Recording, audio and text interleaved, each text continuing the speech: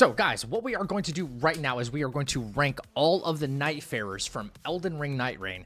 This is going to be extremely tough because they are all good within their own right, and I'm going to do my best to judge them based on how I think they perform in Elden Ring NightReign. Some people can really play to their strengths, and then some of them are a little bit weaker, especially when it comes to playing solo. Playing in trios is a whole different story. You can make any one of these characters super viable, and in my opinion, they could all be an S tier, very high tier character. But if you're playing solo, the game changes dramatically, and some of them are less viable than others. Some of them are absolutely cooked in solo, and some of them are just the best, and there's just no getting around it. The best solo experience with some of these characters. So I am going to go based off of what I think how they perform basically in both trios and solos, okay? And that's how I'm going to rank them. And then I'm going to express why. Now, after the latest patch, it goes without saying, first up is Wilder. Wilder is most likely the most well-balanced character, okay? I don't think that's really up for debate. With his strength scaling, his dex scaling, his default weapon and moveset, along with the relics that are Wilder specific, his ult that can charge super fast. He's too good. He's almost too good. He is the best and most well-rounded option for solo play. He is not really a support character, but he can play that support character role. He has a decent amount of FP for skills, and if you just happen to get really bad RNG, and you have like staffs and stuff like that, he's still by far, I think, the best character for both trios and solo. I am going to go ahead and give Wilder an S. Wilder might be the best character in the entire game. But coming up next, we have Guardian. Now, Guardian is obviously a very tanky support role. His specialty is halberds, but halberds, in my opinion, are kind of a semi-useless weapon with how fast-paced some of these bosses are. And while he does excel using halberds, and he has a moveset based off using halberds, I think I'm kind of judging him based off purely how good of a support he is. Now, the most redeeming quality about Guardian is the fact that if your entire team is down and they have full purple dials with their characters, they've been down like 3 times already, he can do an instant revive of your entire team and set up a defensive wall, which is quite incredible. So from a support aspect, which means in trios, he is the most effective. In solos, you're not getting every benefit out of Guardian as you could, because there's nobody to revive. So in my opinion, that is a wasted ability you're really getting nothing out of, because it's only really viable in trios. So his ult is not really useless, but it's useless in some regard when playing solo. I think they need to tune him a little bit so that way his ultimate does something for you in solos. Otherwise, kind of what's the point unless you're just trying to like crash on the enemy and then just do a little bit of damage, right? It's not as viable in solos. And for that reason, I'm going to give you a B. That is a big downgrade. That is a big downgrade.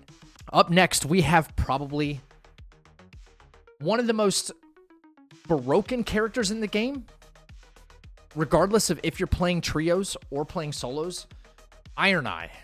Iron Eye is very little risk and a lot of reward. Given the fact that now that we're playing NightReign, Iron Eye has unlimited arrows with enhanced power.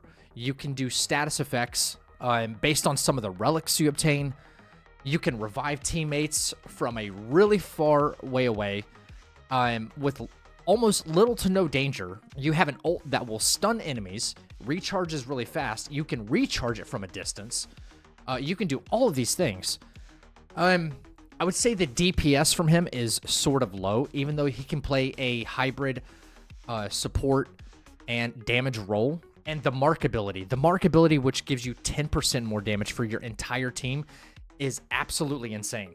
I just might have to put him up there with Wilder and give him an S. Iron Eye is kind of insane. Up next, we have my personal favorite. My personal favorite is Duchess. She can be one of the highest DPS characters in the game. She is a very aggressive player, but she has an extremely small health pool and makes her a liability on the team if you do not use her correctly. Now, the amount of iframes she gets because she has a double roll is quite incredible. It allows you to avoid a lot of damage, but I like to use her specifically because she can do high DPS and her restage ability. Her restage ability comes back very, very fast. You can duplicate the last actions that were happening in battle, even if they're not your own. So if a Wilder ult is going off and you communicate that with your teammate and he's like, hey, go ahead and pull that ult, and then you do the restage, you can effectively almost get double damage out of somebody else's ult, which is insane. But I typically like to run double daggers with her because she specializes in daggers and using different status effects. Using that with restage, you can proc rot, you can get frost, you can get poison, you can get all these different massive cuts into an enemy's health pool by using restage. Now, because there is a massive drawback with her health pool, she's not scaled with it very well. She does do very well with faith and intelligence. So she's pretty well rounded when it comes to either using her for spell casting, or if you want to get in close with like melee combat, magic daggers and stuff like that. Very, very good. She has a big drawback with her health pool, I think. So you have to be very, very careful. And because you have to be very careful, solo play is a little difficult with her, given the fact that she doesn't have the like classic Dark Souls rolling tech. She has like a new tech. It makes it a little weird to kind of like time some of the dodges with her, and it can get you in trouble. That coupled with a low health pool, I would stick her at an S tier because she can be broken if used the right way and you get good RNG.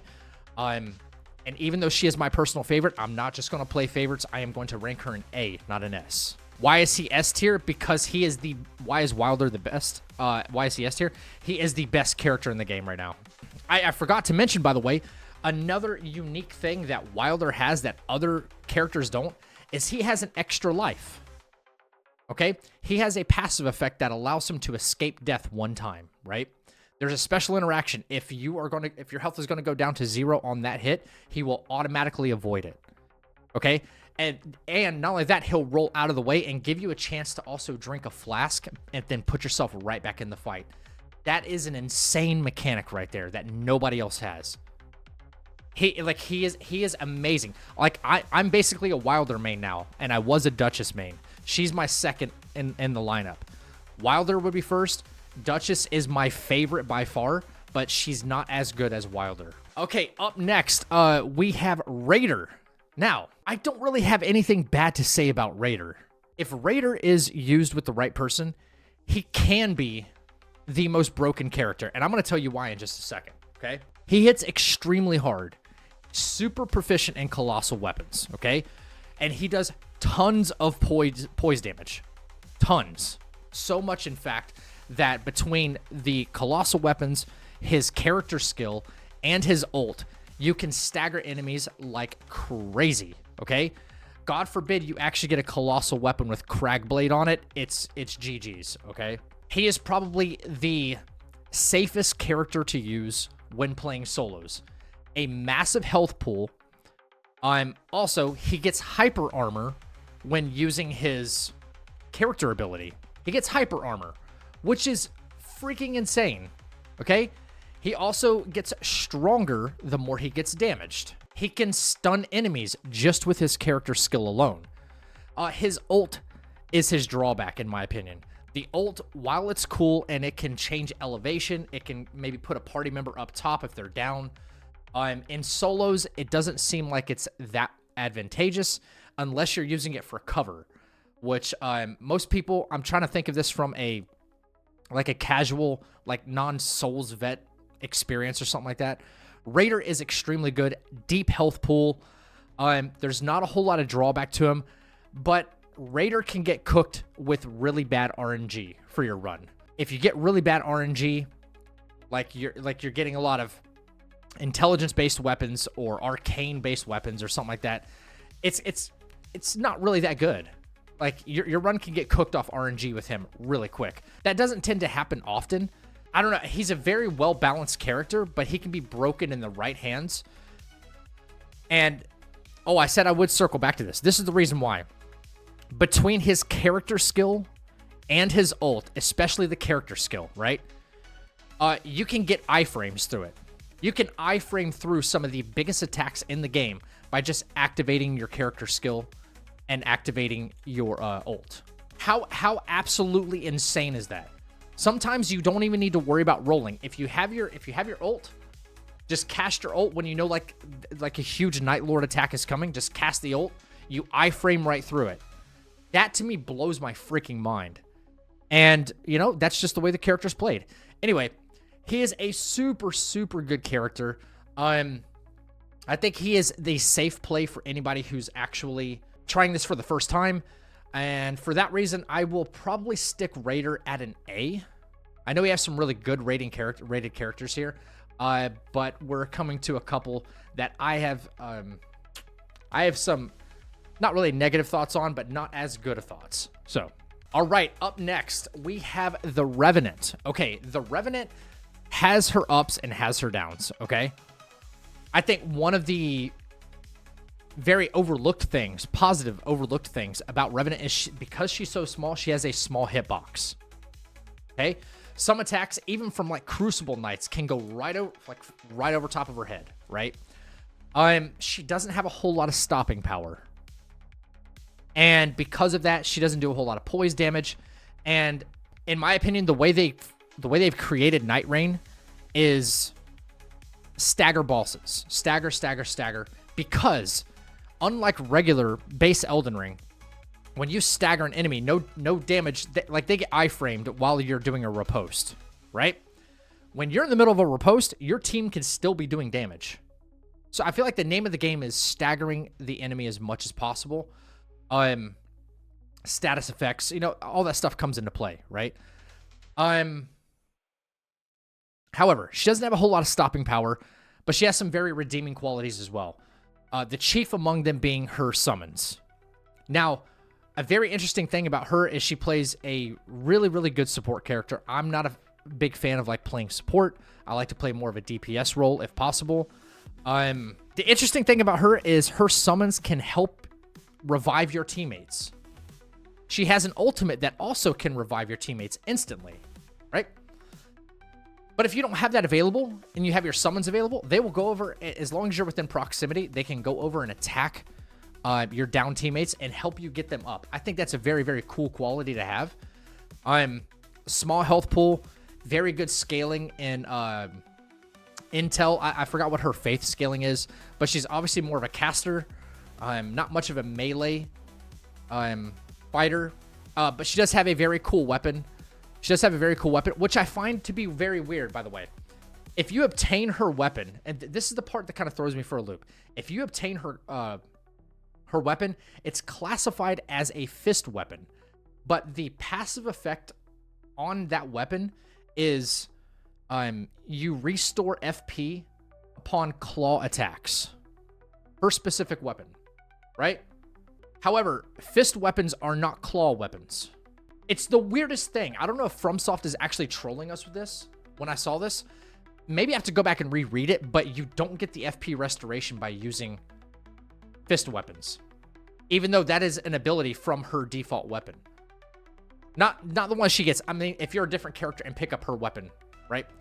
Anyway, I thought that to be very, very weird. I don't know if we're getting trolled there, but anyway, the Revenant, she's okay. I would say she's not a super powerful character, and because at least in trios, the bosses are so tanky, there's a reason why you don't see that many Revenants in play. You see more Iron Eyes, you see Raiders, you see Guardians, you see Wilders, you see all these different characters. You do not see the Revenant that much, okay? I think people have wised up to the fact that she's not even from a support aspect, she needs a buff. Solo, I would not even consider playing her in solos because the depth of her actual damage and trying to defeat things comes from her summons, at least towards the beginning parts of the run. And because of that, you are wasting valuable time trying to destroy things, kill bosses, get upgrades. I think it makes for very slow gameplay. And trios, she's good. But this brings me back to like how I was feeling about Guardian. Using the summons to basically revive your... using his ultimate ability helps revive your characters. When you play solo, you don't get that ability anymore, okay? So something in her character pool of abilities is not being utilized because there's nobody to revive in solos. And because she has significant drawbacks, at least in solos, not so much in trios, I'm not much in favor of her. I feel like she has more drawbacks than she does have positives, and for that reason, she's going to get a C. Yes, I agree. More alternate abilities that are tailored for solo play. Again, when you play Guardian, I said this a little bit earlier. When you play Guardian, and your teammates are down, right, and their entire dial is full, right, with all 3 purple segments, right, you can use that ult to revive the teammates, right? But when you use this solo, that one incredible ability right there from your ult is completely removed because there's nobody to revive. So your character is at an immediate, and in my opinion, he's nerfed playing solo. Guardian is less useful in solo play because of that one thing alone. Now, if that ability or that tech was supplemented somewhat in some other way, like perhaps you use your ult and then you get maybe like a 5 to 10 second window with like incredible damage negation, maybe like 90% damage negation for a short time, that would make up for the fact that, well, I have no teammates to revive, right? That seems to make sense, right? And it makes the ult viable again. And it's like, okay, well, now I can use Guardian in solos because even though I'm not using my ult to revive teammates, like I have this other incredible feature behind it.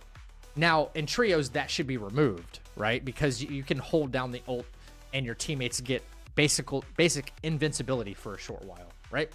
So there's got to be a trade-off somewhere using him in solos. That's what I mean by that. Okay, up next. All right, this is going to sting. This might ruffle some feathers. But Recluse. No hate on the mage casters, okay? I like playing mage. Mages can be overpowered as hell, but I haven't met one good Recluse yet, okay? I don't know if that's because people really don't have a handle on her. I don't know if it's because she's overall just a weak character, but in my opinion, Recluse is just not the move right now. I think she needs a dramatic cut to her FP cost. She is solely reliant on casting spells, and you can run out of FP like that. You can run out of FP so damn quick. And for that reason, it doesn't matter if you're in solos. It doesn't matter if you're in trios. She's got like no melee attack power because her strength dex scaling is just horrendous, right? Small health pool. Her passive abilities are really not that great. Her ultimate can be good, and it's timed, which is much different than some of the other ones where it's like you have to actually fight in battle in order for your ult to recharge. Hers is timed, which is a little bit different, and I do like that. But sometimes you might just be waiting around because you have no FP. If you go in for like melee attacks, you're going to be doing like 20 damage. It's not worth it. So you have to play range, wait for your ult to recharge, cast your ult, and then start trying to rebuild some of that FP back. I think she needs a small rework, nothing huge. But if you reduce the FP cost on her casting spells, she could instantly become one of the best characters. Also, I don't like her dodging tech either, okay? The strafing from side to side is a little weird, and it's not the classic Dark Souls, Elden Ring type dodging rolling mechanic. So I've always preferred the actual roll, so that way I know when the iframes are activating. It just feels better from a Souls perspective. So this one's going to ruffle feathers. Don't care. I know this is opinion-based, okay? But there's a reason you don't see a whole lot of Recluses right now, all right? She's by far the worst character to use. She has some redeeming qualities, but not enough to make her amazing. And for that reason, right now, she's ranked a D. And finally, okay, I got something very important I need to say for all of you that run this class, all right? If you run this class, awesome, no hate, do your thing. But I'm about to burst your bubble. I'm about to burst your bubble. Executor, amazing character, amazing character. Amazing character. Probably the most efficient character to use if you're going to play solo. Comes equipped with 2 katanas. You can parry whatever you want. You can parry almost, if not every attack in the game, okay? He might be the best character to use in a solo experience, especially if you're trying to do like a no damage fight or like for survivability or just for style points. Executor is amazing, but I'm about to burst your bubble. If you're watching this video right now and you're parrying with Executor and you're like, man, this feels so good. I'm a parry god. I'm going to burst your bubble right now. No, you're not. You get just as many frames to parry with Executor as you do to dodge. The parry window with this guy is so freaking generous. It's unbelievable. If you think you're some parry god because you're using Executor and you're like, I'm parrying everything, man, I'm so good. I'm sorry? No. The amount of, you get a ton of frames to parry with this guy. They make it generous because the world is so fast and chaotic. You get okay. You're not as good as you might think you are parrying with this guy, okay?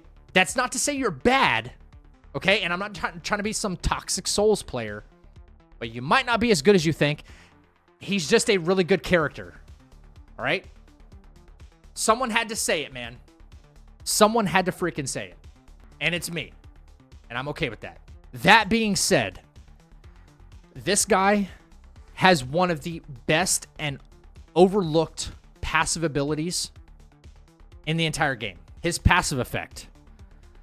If you are inflicted with a status effect, as soon as that status effect is cleansed, you get an instant stamina and attack buff. A big one, okay? And this is coming out in my tips and tricks video, by the way. If you find... So he's really good dex scaling, really good arcane scaling, okay? If you find a Rivers of Blood, put it in this guy's hand. Plain and simple, right?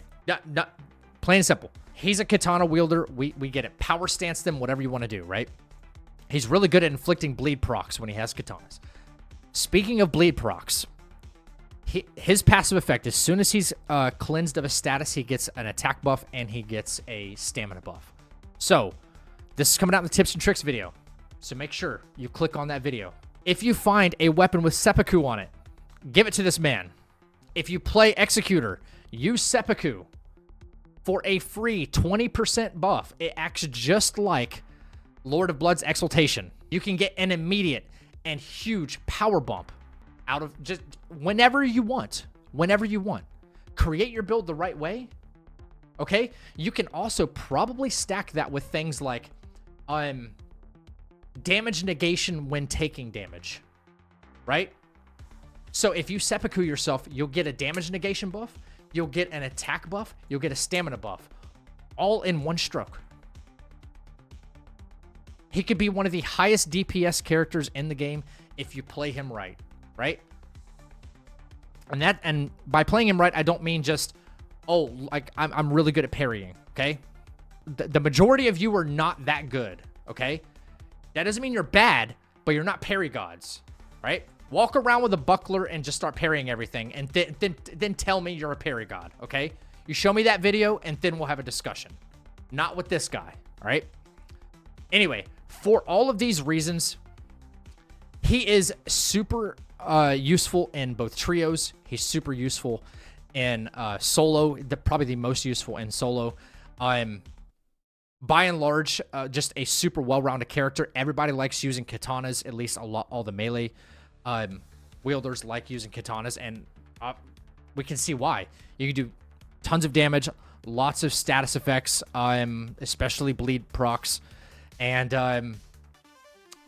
Free parries from the start. He might be one of the most well-rounded characters, although I think that still goes to Wilder because he still has better scaling. And if you happen to want to cast some magic or something like that, I think he's a little bit better in that department. But for that reason, for all the reasons I listed about him, he is still an amazing character to use. He is going up there. S tier. So we have 3 S tier characters. I don't know if this is like the meta team right here. Iron Eye can play like a support role, a semi-support role. This is kind of like a brute force team right here. I would not say this is like the meta team. Just because these are all S tier doesn't mean they all work together well. But these are probably the best characters in the game right now. But I would love to see the character stats come out. Which characters have gotten selected the most out of all the others? I can almost guarantee these 2 are going to be at the bottom. They're going to be at the bottom. And then come back to this video later on, and you're going to be like, maybe he was right. Anyway, that's going to do it for that tier list, man.